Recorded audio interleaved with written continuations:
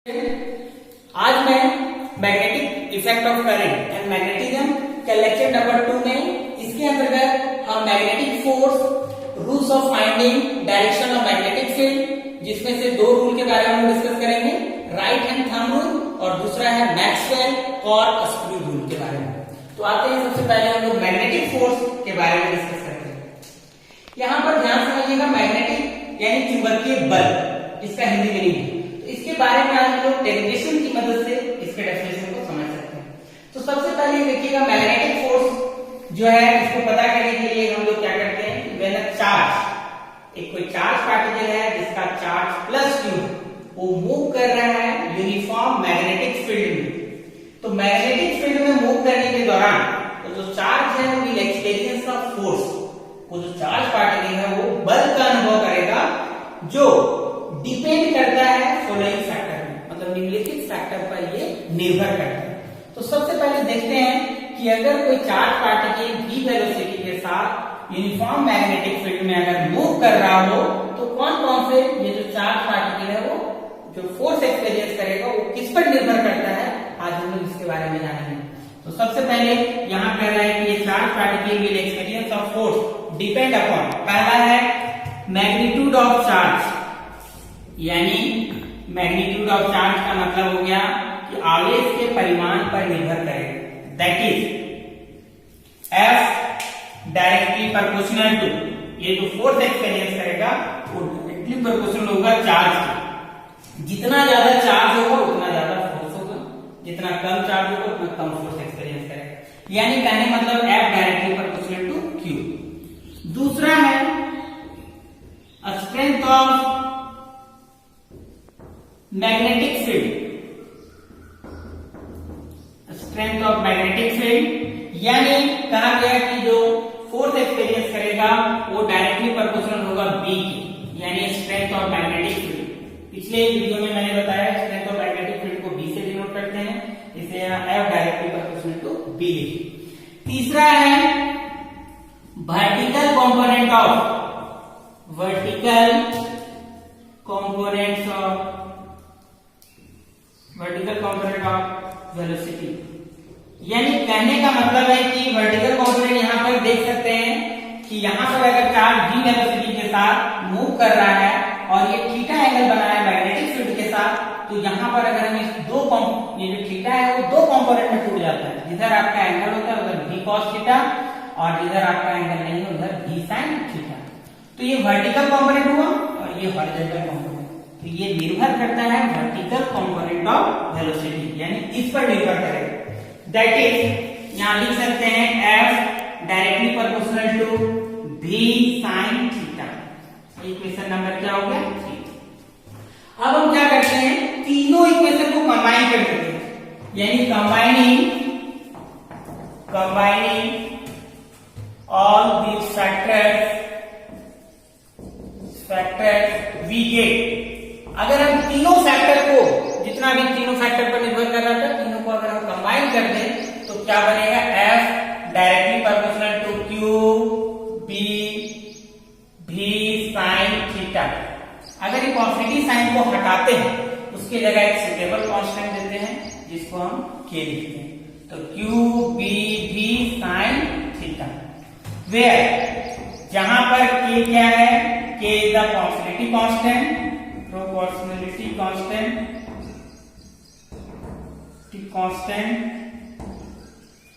और K का value 1 होता है, यूनिटी होता है इन SI यूनिट, इसलिए K का जब हम वैल्यू 1 बैठाते हैं तो F इक्वल टू हो जाएगा Q P V sin theta.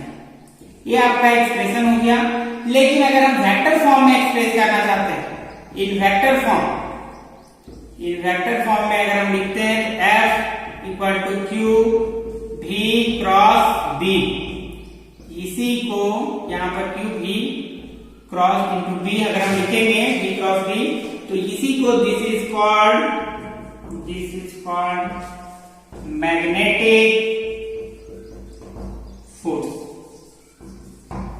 देखिए इस एक्सप्रेशन को फिर से समझ लेते हैं कि एक कोई चार्ज पार्टिकल जिसका चार्ज प्लस Q है, ये मूव कर रहा है एक यूनिफॉर्म मैग्नेटिक फील्ड में v वेलोसिटी के साथ और कोई पर्टिकुलर एंगल थीटा बनाया है विथ मैग्नेटिक फील्ड के साथ, तो यहां पर ये जो चार्ज पार्टिकल है वो एक्सपीरियंस करता है एक फोर्स का, बल का, जो डिपेंड करता है फॉलोइंग फैक्टर पर, निम्नलिखित फैक्टर पर निर्भर करता है। तो पहला है कि जो चार्ज पार्टिकल जो है, जो फोर्स जो एक्सपीरियंस करेगा वो हमेशा डायरेक्टली प्रोपोर्शनल होगा मैग्नीट्यूड ऑफ चार्ज के, यानी F directly proportional to Q।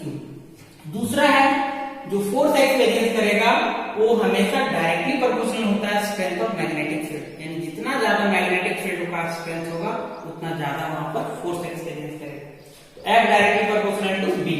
और तीसरा है वर्टिकल कंपोनेंट। यहाँ वर्टिकल कंपोनेंट कैसे आया है समझ सकते हैं, थीटा है तो जिधर आपका एंगल होगा उधर V cos थीटा लेते हैं, और जिधर आपका एंगल नहीं उधर V sin थीटा।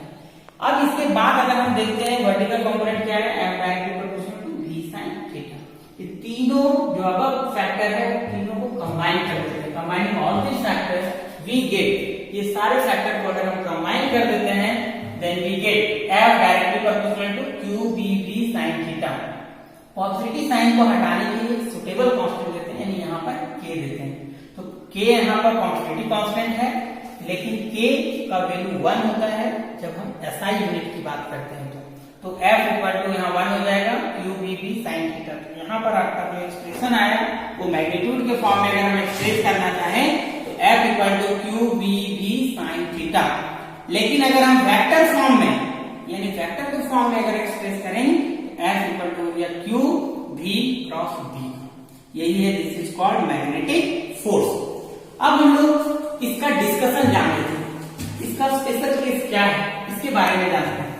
तो स्पेशल केस देखिए, यहाँ पर स्पेशल केस,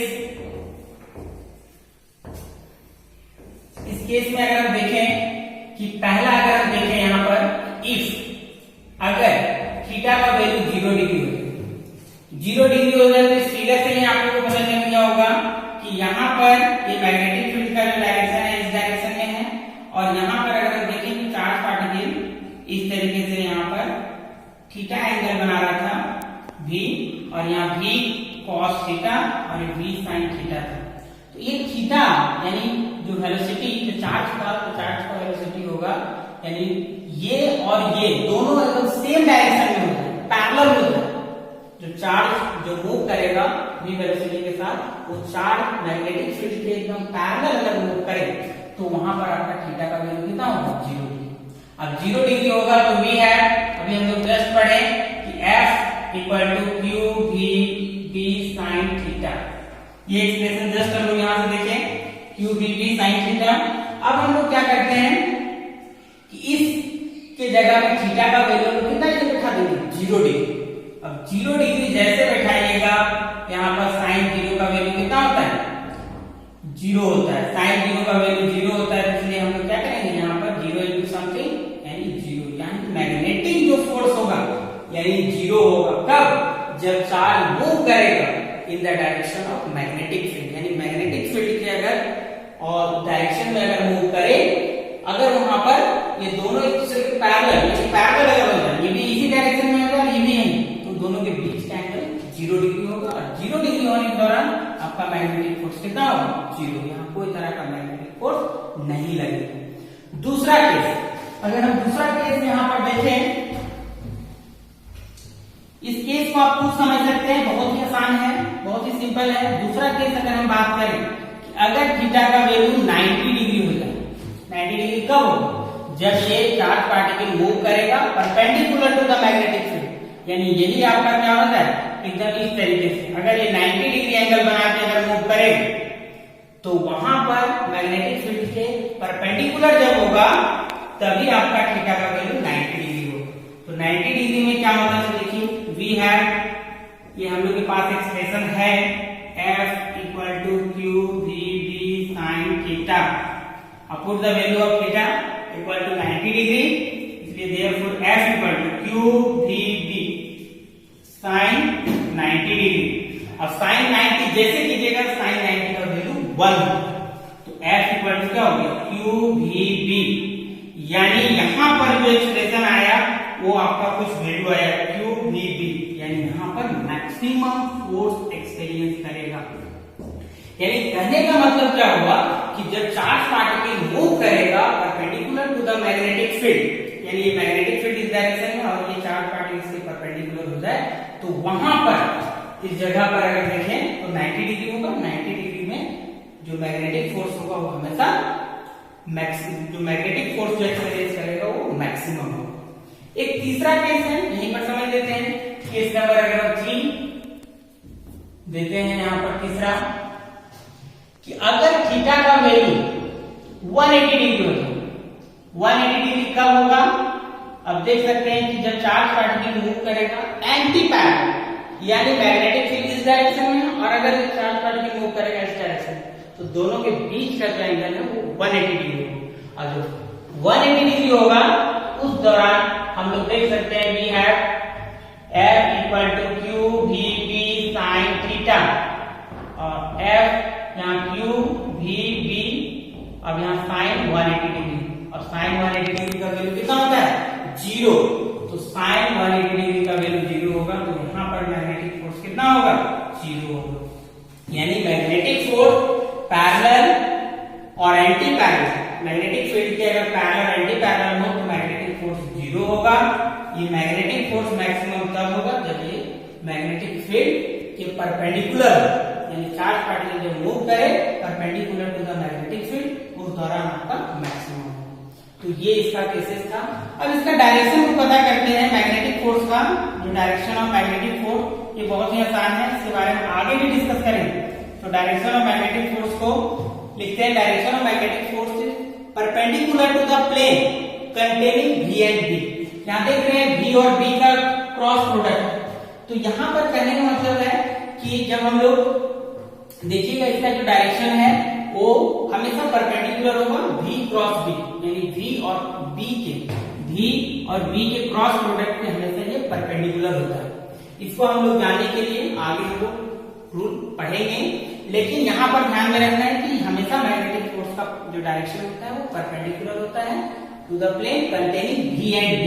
V और B के प्लेन पर हमेशा परपेंडिकुलर होता है।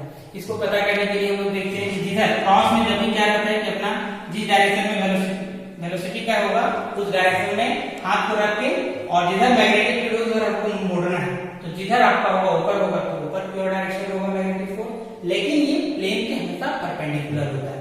तो उसके आगे हम लोग टॉपिक में डिस्कस करेंगे, अभी यहाँ नहीं डिस्कस करेंगे। अब हम लोग आ जाते हैं डायरेक्शन ऑफ मैग्नेटिक फील्ड। इसको हम लोग कहते हैं कि डायरेक्शन ऑफ मैग्नेटिक फील्ड को फाइंड आउट करने के लिए कौन कौन से रूल हैं, आज हम लोग उसके बारे में डिस्कस कर लेते हैं। तो पहला है राइट हैंड थंब रूल और दूसरा है मैक्सवेल कॉर्कस्क्रू रूल। ये दो रूल है, और भी बहुत सारे रूल हैं जिसकी मदद से ये दोनों रूल आपका बहुत ही आसान है, आपको बिल्कुल समझ में आ जाएगा कि डायरेक्शन कैसे पता करते हैं। तो इसके लिए क्या करते हैं, सबसे पहले हम लोग यहाँ पर आते हैं राइट हैंड थंब रूल। पहला rule right hand thumb rule. Right hand thumb rule, देखिए बहुत ही आसान है। इसके अनुसार क्या करना है, हम लोग को इमेजिन करना है कि जो कंडक्टर में करंट जो पास कर रहा है वो इमेजिन करना है कि हेड करना है हम लोग को राइट है, ये मेरा दायां हाथ है। तो इसमें करना है क्या है कि जिस डायरेक्शन में करंट फ्लो कर रहा है, जिस डायरेक्शन में करंट फ्लो कर रहा है उस डायरेक्शन में अपना थंब को रखना है। इस तरीके से रखना है कि करंट के डायरेक्शन को दिखाए और अपनी उंगलियों को एक कर्ल करना है, मोड़ना है। तो जिस डायरेक्शन में मुड़ेगा वो मैग्नेटिक फील्ड लाइंस के डायरेक्शन को बताएगा। एक बार फिर से समझिए कि राइट हैंड थंब रूल क्या करना है, अपने दाएं हाथ को इमेजिन करना है कि जिस डायरेक्शन में करंट पास कर रहा है उस डायरेक्शन में आपको रखना है। पकड़ के मतलब इस तरह से इमेजिन करना है कि मेरे हाथ में ही रखा होगा, करंट इस डायरेक्शन में तो इस डायरेक्शन। अब हम लोग क्या करें, सारी उंगलियों को कर्ल करना है, मोड़ना है। तो जिस डायरेक्शन में मुड़ा हुआ देखिए इस तरह मुड़ा है, इस डायरेक्शन में आपका मैग्नेटिक फील्ड लाइंस के डायरेक्शन को रिप्रेजेंट करेगा। जैसे इस तरीके से मैं एग्जांपल देके यहाँ समझाऊंगा कि यहाँ पर देख सकते हैं कि करंट यहाँ पर इस तरीके से है, तो अपने उंगलियों को इस तरह मोड़ते हैं। तो जिस डायरेक्शन में मुड़ा हुआ कर्व मुड़ता है तो वो मैग्नेटिक फील्ड लाइंस के डायरेक्शन को रिप्रेजेंट करता है।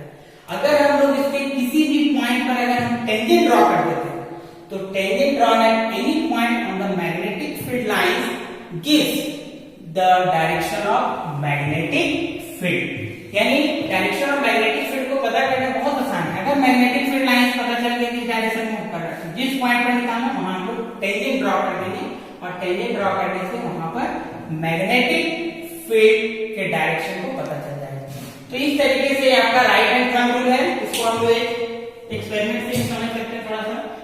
यहाँ पर देखिए, मान लेते हैं कि अगर करंट का डायरेक्शन इस डायरेक्शन में, तो हम लोग क्या करते हैं, इस डायरेक्शन में हम लोग को इसको रखें, तो कॉन्सेंट्रिक मतलब सर्कल के रूप में इधर जैसे यहाँ पर हम लोग रखें और इसको हम लोग मोड़े, इस तरीके से शेप आएगा। तो इस तरीके से जब शेप आएगा तो देख रहे हैं करंट का डायरेक्शन जो है वो हमेशा इस डायरेक्शन की ओर दिखाया जा रहा है, मतलब इस डायरेक्शन। लेकिन करंट का डायरेक्शन जब उल्टा करते हैं, उल्टा करते हैं मतलब इस डायरेक्शन, जब आपका करंट का डायरेक्शन जब उल्टा हो जाएगा तो वहां पर क्या होगा, देखिए अपना उंगलियों को इस तरीके से यहाँ पर होल्ड करना है और इसका देखिए इसका डायरेक्शन इस डायरेक्शन में, यानी यहाँ पर उल्टा हो जाएगा, यहाँ पर इस डायरेक्शन में हो जाएगा। तो जब डाउनवर्ड होगा तो इस डायरेक्शन में, जब अपवर्ड होगा तो इस डायरेक्शन में दिखाएगा। तो आप लोग घर में भी एक्सपेरिमेंट करके देख सकते हैं। यहाँ पर एक हम लिए हुए बैंगल और देखना है कि जिस डायरेक्शन में, जैसे यहाँ पर अगर हम बात करें कि इस डायरेक्शन में है या स्ट्रेट कंडक्टर में करंट इधर फ्लो कर रहा है, तो अपना उंगलियों को मोड़ना है, जिसका डायरेक्शन इधर है। तो इस तरीके से मैग्नेटिक फील्ड लाइंस के डायरेक्शन को बताएगा। और किसी भी पॉइंट पर अगर हम टेंजेंट ड्रॉ कर देते हैं, मतलब टेंजेंट ड्रॉ कर देते हैं, तो ये आपका मैग्नेटिक फील्ड के डायरेक्शन को बताएगा। तो राइट हैंड थंब रूल मुझको लगता है समझ में आ गया होगा। बहुत ही आसान है। अपने दाएं हाथ को ये इमेजिन करना है कि इसमें जो करंट का जो डायरेक्शन है उसको थंब में रखना है और अपने उंगलियों को मोड़ना है। जिस डायरेक्शन में ये मुड़ेगा वो मैग्नेटिक फील्ड लाइंस को रिप्रेजेंट करेगा। और जिस पॉइंट पर अगर हमें निकालना है डायरेक्शन मैग्नेटिक फील्ड का, वहां हम लोग टेंजेंट ड्रॉ करेंगे। टेंजेंट ड्रॉ करने से वो मैग्नेटिक फील्ड के डायरेक्शन को बताएगा। अब आ जाते हैं हम लोग दूसरा, कॉर्क स्क्रू रूल। यहाँ पर कॉर्क स्क्रू रूल बहुत ही आसान है। कॉर्क स्क्रू, यहाँ पर हम लोग मैक्सवेल है, मैक्सवेल कॉर्क स्क्रू रूल, इसके बारे में जानते हैं। तो ये रूल बहुत ही आसान है।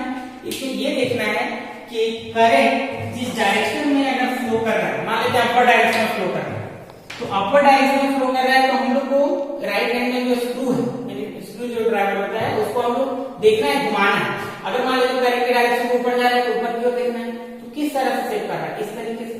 यानी यहाँ पर भी मैग्नेटिक फील्ड जो होगा वो इस डायरेक्शन में होगा।